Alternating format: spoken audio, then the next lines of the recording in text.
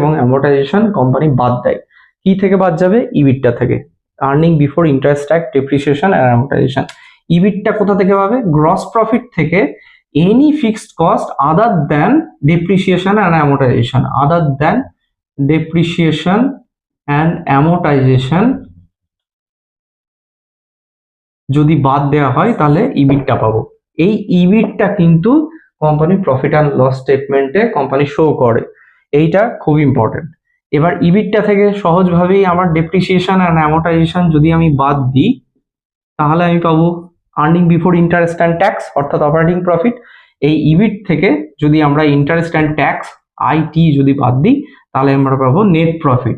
এবার profit and loss স্টেটমেন্টে কিন্তু এই নেট প্রফিট আকারে এটাকে দেখায় না, এটাকে কি আকারে দেখায়? PAT, profit after tax.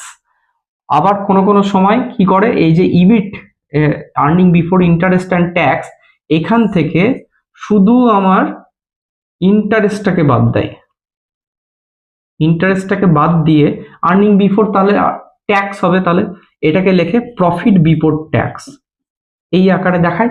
এই প্রফিট বিফোর ট্যাক্স থেকে ট্যাক্স বাদ দিলে পরে হয় প্রফিট আফটার ট্যাক্স, এইটাকে কোম্পানি শো করায়। হয় প্রফিট বিফোর ট্যাক্স দেখাবে এবং প্রফিট আফটার ট্যাক্স দেখাবে।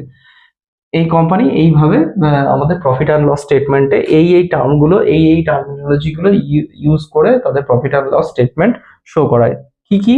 Earning before interest, tax, depreciation, amortization, আর হচ্ছে প্রফিট আফটার ট্যাক্স। এই দুটো অবশ্যই থাকবে। মাঝে মাঝে কোম্পানি প্রফিট বিফোর ট্যাক্সও দেখায়।